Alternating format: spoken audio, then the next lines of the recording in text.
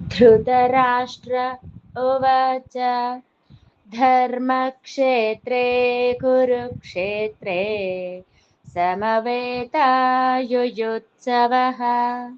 మామకాః పాండవాశ్చైవ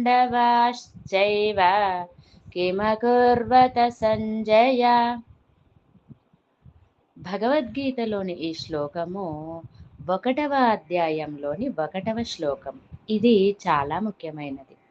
ఇది మహాభారత యుద్ధానికి, తద్వారా భగవద్గీత బోధనలకు నాంది పలుకుతుంది.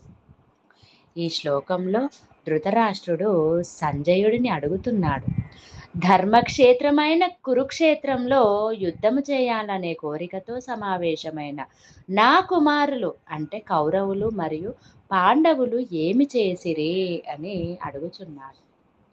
ఎవరిని అడుగుతున్నాడు అంటే సంజయుడిని అడుగుతున్నాడు.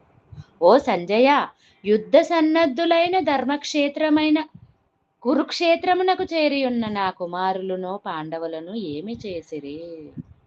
ధృతరాష్ట్రుడు ఈ విధంగా పలికెను, ఓ సంజయ, యుద్ధ సన్నద్ధులై ధర్మక్షేత్రమైన కురుక్షేత్రమునకు చేరియున్న నా కుమారులను పాండవులను ఏమి చేసిరి? ధృతరాష్ట్రుడి ప్రశ్న ఏంటంటే, ధృతరాష్ట్రుడు జన్మాంధుడు.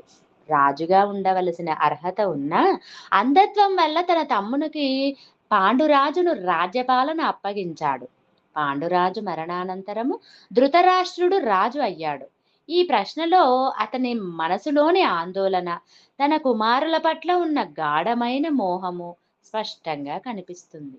మామకాఫ్ అంటే నా కుమారులు అనే పదం ద్వారా పాండవుల పట్ల అతని వివక్ష, తన కుమారులే గెలవాలనే కోరిక వ్యక్తమవుతుంది. ధర్మక్షేత్రే కురుక్షేత్రే, ఇది చాలా కీలకమైన పదం. కురుక్షేత్రము కేవలము ఒక యుద్ధ భూమి కాదు, అది ధర్మక్షేత్రం అంటే ధర్మానికి సంబంధించిన పవిత్ర భూమి. వేదకాలం నుండి యజ్ఞయాగాదులు జరిగే పవిత్ర స్థలం అది. అలాంటి పవిత్ర భూమిలో యుద్ధం జరుగుతోంది కాబట్టి ధృతరాష్ట్రుడికి తన కుమారులు అధర్మపరులు కావడంతో ఫలితం ఎలా ఉంటుందో అనే భయం పట్టుకుంది. ధర్మక్షేత్రంలో జరిగే ఏ కార్యానికైనా ధర్మాల ప్రభావము మరింత ప్రభావం ఉంటుంది. ధర్మాల ప్రభావం మరింత బలంగా ఉంటుంది. సమవేత యుయుత్సవ అంటే యుద్ధం చేయాలనే కోరికతో సమావేశమైన వారు, అంటే ఇరుపక్షాల యుద్ధానికి సిద్ధంగా ఉన్నాయని, ఇక వెనక్కి తగ్గే ప్రసక్తే లేదని స్పష్టమవుతుంది. మామకాఫ్ పాండవాశ్చైవ అంటే నా కుమారులు మరియు పాండవులు.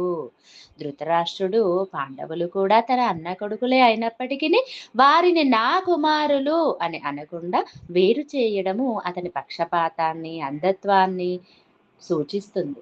ఇది భగవద్గీత బోధనలకు మూలమైన మోహం, అహంకారం, పక్షపాతం వంటి మానవ బలహీనతలను మొదటి శ్లోకంలోనే తెలియజేస్తుంది. ఈ శ్లోకము కేవలము ఒక యుద్ధ భూమి వర్ణన కాదు, ఇది మన అంతరాత్మలో నిరంతరం జరిగే ధర్మాధర్మ యుద్ధానికి ప్రతీక. మన మనస్సు కూడా ఒక ధర్మక్షేత్రం. అక్కడ మంచి ఆలోచనలు మరియు చెడు ఆలోచనలు నిరంతరం సంఘర్షిస్తూ ఉంటాయి. మనం దేనికి ప్రాధాన్యత ఇస్తాము, దేనిని గెలిపిస్తాము అనేది మన కర్తవ్యం.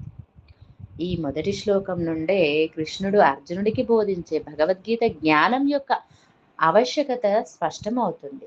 ధర్మక్షేత్రంలో ధర్మం నిలబడాలంటే అజ్ఞానాన్ని, మోహాన్ని తొలగించి జ్ఞానాన్ని పొందాలి.